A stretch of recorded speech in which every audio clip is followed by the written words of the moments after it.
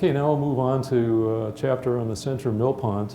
Anybody not realize that there was a mill pond in Chelmsford Center? Nobody's bold enough to say that you didn't know? Okay. All right, there's probably a couple people that didn't. This is the pond, okay, but everybody loves a train wreck. So there are two views, there are two great views in the book. This is the third view from the other angle. There's one from across the pond, there's one from up the tracks, and this is the one looking at the underside of the engine. I just had to show it to you. It's just too juicy not to show. Okay. Now we're looking across the pond, and we're looking at the, what was originally the Chelmsford Mill Company saw and grist mill. I'm pushing the wrong button, apologize. This is the laser. This is the mill building here. This is that wheelwright house, the Charles Proctor wheelwright house again. There's one gable on the backside, and the brook, after it runs through the mills and comes out, goes right underneath the middle of that building, and it did, as it did then, it still does today. But this building had several owners, but in the 1860s, 70s, and 80s, the proprietors of that mill were very interesting characters. So we had Benjamin M. Fisk. He owned the house at the 1 Billerica Road, we all know as the Fisk House. Edwin K. Parkhurst. He owned Parkhurst Store, which is now on 2 Chelmsford Street. He owned it when it was on the site where the town hall is today. So he owned it before the railroad came through. And it got moved to 2 Chelmsford Street. And his cousin, S. Waldo Parkhurst, who's that? This gentleman right here. He ran the store after it was moved over to Chelmsford Street. And his family, Bertha and Emma, and in fact Arthur Emerson, all worked there as clerks and accountants and so on. So it was a family business. So Edwin K. Parkhurst gave up the store, but he was one of the partners in the Chelmsford Mills.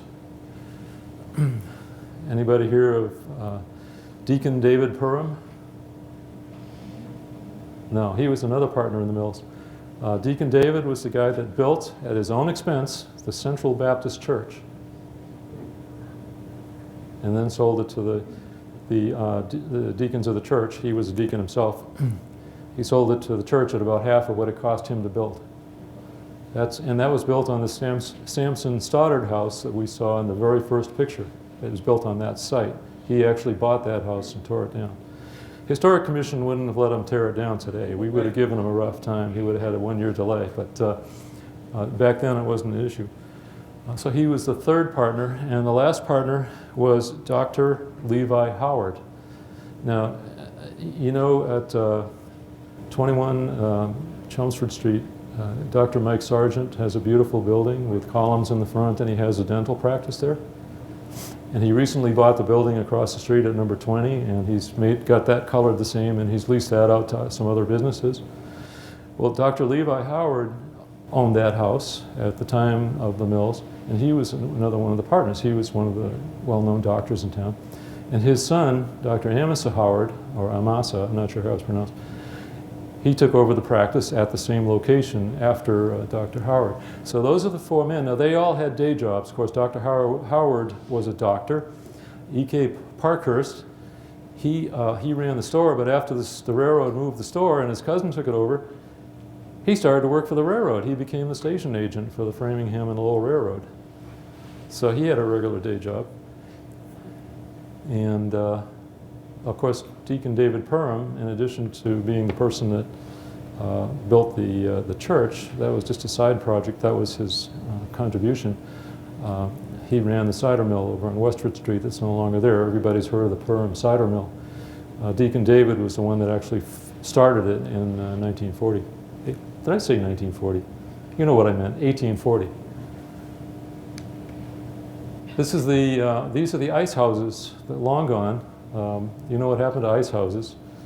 Refrigerators came along in the 1930s, and there was no more need for ice houses. But I do have to tell you about one screw up I made. In the book, I said that the sawdust, when we get to the sawmills chapter, was used mostly for bedding for cows. because that's what my grandparents used for bedding for cows, so I assumed. Then I'm looking at the ice houses, and then I remembered, oh, you dummy. The same people that had the sawmills had ice houses. Why? Because you need the sawdust to store the ice, okay? So I will retract what I said in the book and say it may have been for cows, but it was mostly for the ice houses. And it's very good insulating. The ice would actually last through the whole summer. As they'd unpack it, they'd just brush the sawdust aside, and it kept very well. So the icemen could carry it out. Now they had ramps, and the ramps to go up, you see they had a door they could remove all the way up. So as the ice it kept getting higher and higher inside, they could keep moving doors up and up and up, so they could load it right up to the top, because more ice is more money. Now we're on the other side of Central Square. We're looking from Central Square Bridge, where Beaver Brook comes out on the other side. And this is the This is the blacksmith shop, which was torn down in 1923. It still served as a blacksmith shop until then. It was a very necessary function. Now there's a lot of pictures of the blacksmith shop, so I'm not going to show you any here. There's a reason for this particular picture. Everybody likes Barnum and Bailey Circus, right? Well, this was a famous spot. Everybody plastered posters. Those happened to be Barnum and Bailey show advertisements. This is the back end of the Oddfellows Hall here. This is Beaver Brook, and it looks like there's a door open and somebody's been throwing a little ash out into the brook. That wouldn't make him too popular today. This is looking the other direction. This is the back corner of the blacksmith shop. This is water grass, so the brook is still fairly clean. And you can actually see the arch and the bridge, and you can see under the bridge, and you can see daylight on the other side. This is an enlargement. It's the last picture in the Mill Pond chapter. The reason I showed it in the print that's in the book, you can't see this bridge. It's too dark. It's just black. So I enlarged it and increased the exposure. And there's the bridge. Now, if you look at this little clump of rocks right here, and look at the next picture, there's the bridge today. And I think this clump of rocks is the same clump from 120 years ago in the other picture, okay? So when they redid this bridge, you can see obviously they redid it, and there is a date on the bridge, and I forget what it was, but I think they used the same rocks that were in that original bridge.